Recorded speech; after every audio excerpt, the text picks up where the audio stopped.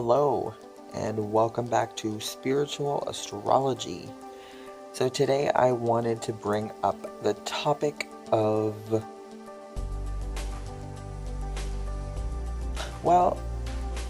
relationships, basically. So how you relate to different people, depending on your sun sign, your moon sign, and your rising sign. Basically, every planetary energy, every angle, holds a specific point and aspect to your personality. And this means that that point has an opinion, like it has a point of view. I'm not really saying this well. Your rising sign is basically the strongest point of view, perception point that you stand in. And this is in relation to every other point and every other person that you meet in life. How you see them is based on your vision. And to me, how you see the world, how you perceive the world, is based on your rising sign. And in esoteric and basically spiritual astrology, there is this concept that the rising sign is your soul. And in a sense, it's kind of to me, your rising sign is the life you were put into. It's kind of like you're a soul, but you were put into this life, not just your body, okay? You were put into this machine, and this made up the sky when you were born, and this divided the 12 houses. And this machine, or kind of structure that you put into, spiritually you can say that this teaches you lessons. So with each planet aspecting other planets, and with each person that you meet that has a planet aspecting another planet, you're going to kind of see the perspective of that person from the lens that you observe from. And of course, I'm starting my mind series on this channel. I just made the intro video, and the mind is very much influenced by different aspects of your chart, which the most powerful, in my opinion, would be the moon. So the moon in your chart influences how you feel things and how you think. So I know with me, with a late Gemini moon, I overthink everything, and I also feel a lot, and I'm very moody. So this is the end of Gemini. But Gemini is very moody and erratic. So this influences how you see the world as well. It's kind of the mind you're put into. It kind of limits you. Your moon limits you by giving you certain needs and desires, and giving you a personality that you might not be able to attain it. So this limits, and your limited perception defines your world. So the moon and Saturn actually have an interplay between each other that influences how you perceive limits, which limits are important in your life, and which ones are going to affect you in a specific way. So I've touched on this kind of topic in other videos, but take a specific sign, for example, and look at the different angles that it aspects. Basically, take Aries, for example, someone with Aries rising, right? Or an Aries sun or Aries moon, whatever. And take the perspective of Aries and kind of go through each sign of the zodiac, okay? So an Aries, being really quick, would look at Taurus and think this person is boring. But take a Capricorn point of view, like me, with Capricorn sun, which means Capricorn ego, and I look at the sign Taurus, and I see someone that is very down to earth. Now, actually, let me go back to the Aries, okay? Because an Aries looking at a Taurus would not necessarily see them as boring. Aries values Taurus. The second sign ahead of any other sign is what we value. So this is basically me getting back to why I made this video, because I made other videos that explain angles, okay? So different angles affect how you relate to other people. The video I'm going to focus on it in this video is, the information I'm going to focus on is love and friendship, okay? There's many different kinds of angles that you can connect with other people. I don't know if I said that exactly right, but basically if your planet or angle in your chart, even your ascendant, sextile is another one. If it's 2 signs before that sign that you have in your chart, that planet, then it's going to be similar to the effect of the 11th house, okay? So I've explained this in other videos before, but that's kind of like the premise of the video. That's the underlying structure of this video.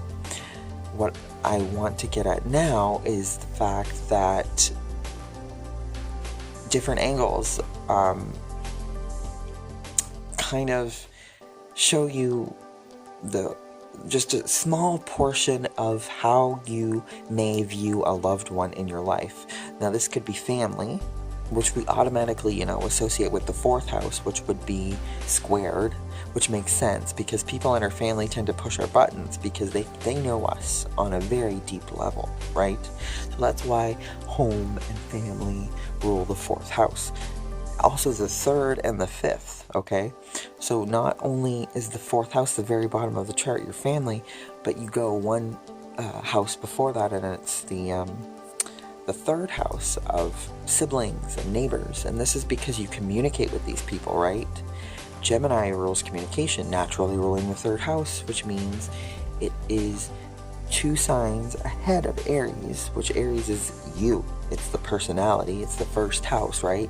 So 2 signs ahead means you communicate with these people. This is how you communicate. So if you are a Capricorn rising, you communicate in Pisces way, which is strange, right? But it's true if you really get down to the details.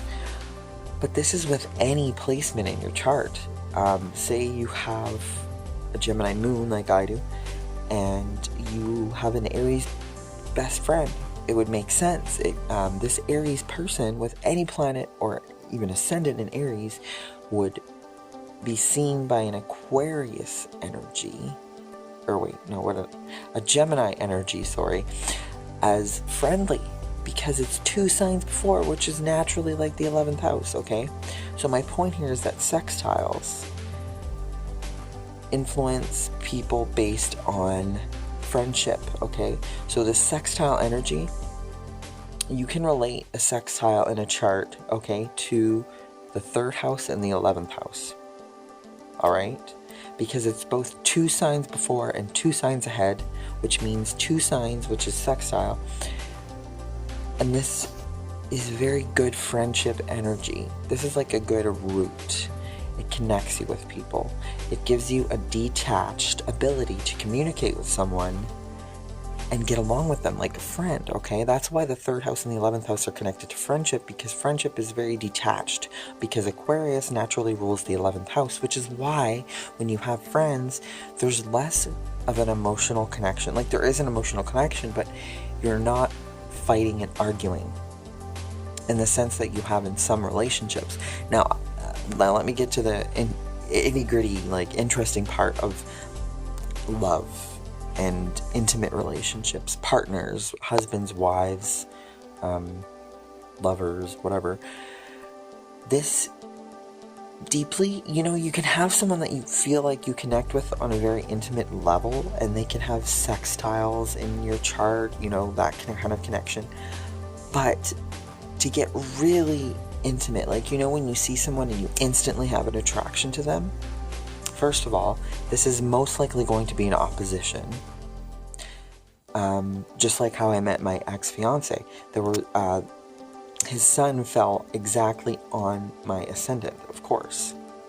So he's in one of my videos that you can watch if you'd like to know that we are completely opposites. And this was an instant attraction. This is the opposition. Okay, now think of opposition. What is an opposition in a chart? If any of your planets in your chart are considered to be the ascendant point, then that point opposes the 7th house, right? So say your Mars is in the 10th house like mine, then the 7th house point of your Mars, the opposite of your Mars, is in the 4th house, okay? So that kind of means that your ability to show aggression and drive and sex energy is opposed to the energy in your family, okay? Because you put your Mars, like whoever made me or influenced my birth chart, that's very deeply philosophical, would have seen that the opposition of Mars is in my 4th house, which is where my moon is in Gemini, okay? It's close to my 5th. But it basically means that, like, my drive opposes my family. I feel like I'm conflicted there, which is completely true. Now, my point here is that the 7th house energy, the opposition, is about marriage and enemies. So, sleeping with the enemy, that saying, keep your friends close but your enemies closer, or your family close, or those you love close. But love is complicated. Love is not simple. It's not like friendship. Friendship is kind of like, you feel like your brotherhood. You feel like you're kind of connected on some level, but it's detached. When you love someone, usually there's an emotional attraction that both pulls you in and makes you want to kill the person. This is 7th house energy, okay? And it's also 1st house. So conjunction, if you have conjunctions with someone, or if you have oppositions, it's similar energy. You're going to very much want to be a part of this person, and you're also going to hate them. Now the conjunction, you're probably going to see this in someone that irritates you, because they are probably going to reflect something in you that you may not have completely accepted. Now, oppositions, you feel like, oh my goodness, this person completes me, they're my other half. But you have to develop detachment in order to accept an opposition. So, how they say, well, this is how I kind of live my life and what I value. If I'm in a relationship and I have friendships before I enter that relationship, those friendships are still going to exist. What happens in most relationships that I've seen is that when you enter a relationship, you're like, I'm happy now, I'm being selfish, I don't need my friends anymore. It's extremely, it's not grounded. You need to have grounding to handle this kind of thing. You can't just jump into a relationship and then give up your whole life. You have to stay focused. Anyway, so the third major thing in a chart is squares and trines, okay? They kind of oppose each other in a sense, because a square is going to make you challenged. That's how I really see squares. It challenges things in your chart. So a square in your chart is, say you're someone, it's going to show in your chart that really likes challenge and to do something that pushes your boundaries, okay? Squares are going to make you want to do this. So if you see someone that has a square and you're automatically attracted to them, like the Scorpios I've been seeing lately dating Aquariuses and Leos. But Scorpios just never follow tradition. They just, I swear water signs don't make any sense. I'm an earth sign, so maybe there's just, my logic is just what the hell? But they don't date people that they're supposed to. But anyway, water signs, get together with another water sign, but try to stay grounded and not crazy emotional. Anyway, I'm sorry, that was rude. All you water people out there. Anyway, so I wanted to go back to squares and trines. I'm really tired. I don't know if you can tell. Trines are very much kind of like oppositions. You feel like this person completes you. You feel like there's something there that you can connect to.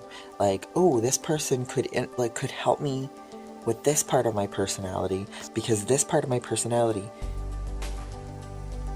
like cooperates well with this other aspect of this person's personality. You know, it doesn't have to be, you know, two earth signs. It could be someone that's a fire sign and an earth sign, but their Venuses and Marses and Mercuries connect and they trine each other. You're always going to feel a trine because it's going to feel like everything flows. I have a lot of air in my chart, my moon and my rising, and I have a best friend who has three. His major three are all air. So most of the time we get along because I emotionally and naturally, being my moon and my rising, act air-like. So we just kind of finish each other's sentences, go with the flow, blah blah blah. But then I have a Capricorn sun, so this is Earth, a very serious Earth sign, and air signs are not so serious. So deep down, my ego is just very serious, right? But those other trines make up for everything because it's just trines anyway. Like, you know, airs go with the flow, but then on top of it, my friend has like that trine in his chart. So it's just like even more go with the flow. It's just kind of like, oh yeah, things are gonna fall into place in my life. I just kind of have, it kind of gives you a sense of purpose. But when you have too much purpose, which is what trines do, you feel like things are too easy. So these are relationships usually that tend to become affairs, like those really fun affairs that you have with someone. The thing is that people, when they break up in these relationships, it's because they don't feel challenged.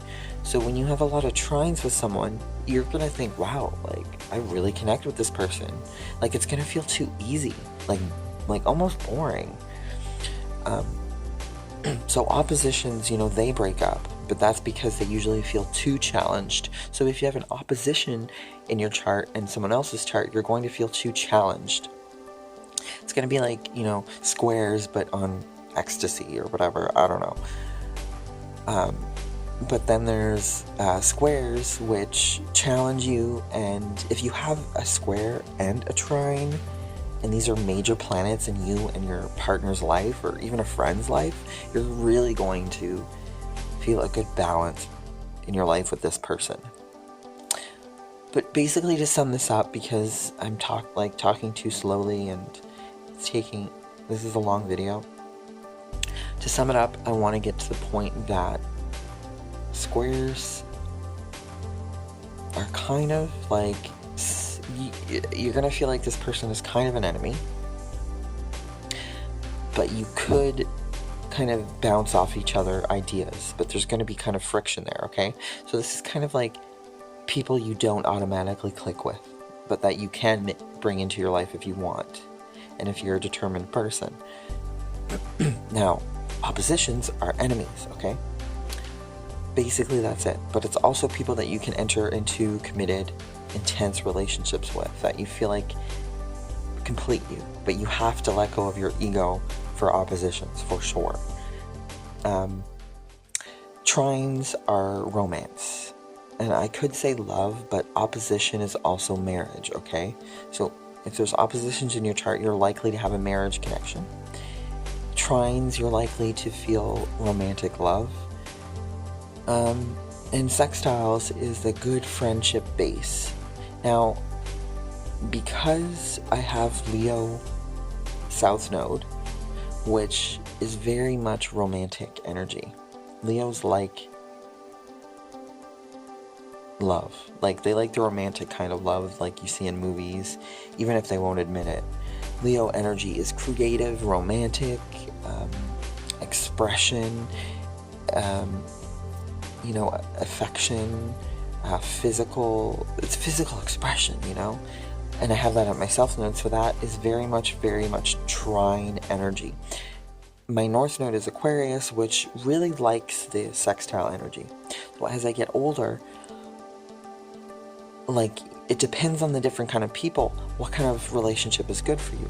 whether or not you should marry someone or be with someone that has a lot of sextiles to your chart, or whether or not, you know, maybe you're more looking for and seeking and spiritually going towards more romantic love, which, you know, maybe you have Leo North Node or Sagittarius North Node. But if you have an air sign as your, like Gemini and Aquarius, you're gonna like friendship. So I would recommend looking for sextiles to that Gemini, you know, finding an Aries or a Leo, okay, to bring about your friendship energy in your life and communicate with them, because it's gonna, like, you know, you're gonna feel like you can communicate with a, say you're a Gemini, you can communicate with a Leo, and they feel like that you are a good friend to them because of how the energy bounces off, like the sextiles, right? But of course Libra is opposite Aries, so Libra, I honestly recommend having oppositions, because you're likely going to enjoy it because you can handle it. A lot of people can't, you know, and a lot of people aren't as chill as Libra. Anyway, so I guess the fire signs with Aries, I've seen a lot of Aries people date other Aries people, and it makes sense because it's the first. Conjunctions. I would look for conjunctions if you're an Aries, because you're going to be like, you're going to look around at people and you're going to be like, I'm courageous, you're courageous, awesome. Whereas other people might not like when they see other people reflecting the same energy back at them, and Aries will be like, that's a good trait to have. It's very positive, proud in a good way. Anyway, I hope you kind of like got my the sum of what I'm trying to say here. Friendship and love are complicated, and they are influenced by how we see the world. So like I said, your rising sign is very important here, because it's like the machine and the filter that you express yourself with. Your moon is definitely important because it is very much connected with what will bug you. Your moon sign points exactly at what makes you comfortable and what makes you uncomfortable. And then your Mars kind of points at what pushes your buttons and what can turn you on at the same time. And Venus is likely to show you, you know, what you find beautiful and romantic and lovely, and makes you feel like you can connect with other people, which is really good. But if there's just so much I can say. I tried to make it as concise as possible. I hope you understand. If you have any questions, just post them on this video. Like, comment, subscribe. I'll try to get to the questions. I really like questions. I'm a Gemini moon. If you can think about like what I'm saying here and try to, you know, if you want, you can give me constructive criticism. This is the first video I've tried to do this kind of thing in, where I'm trying to kind of like integrate a lot of different things that I've thought over the years. It's hard for Gemini to integrate anything, okay?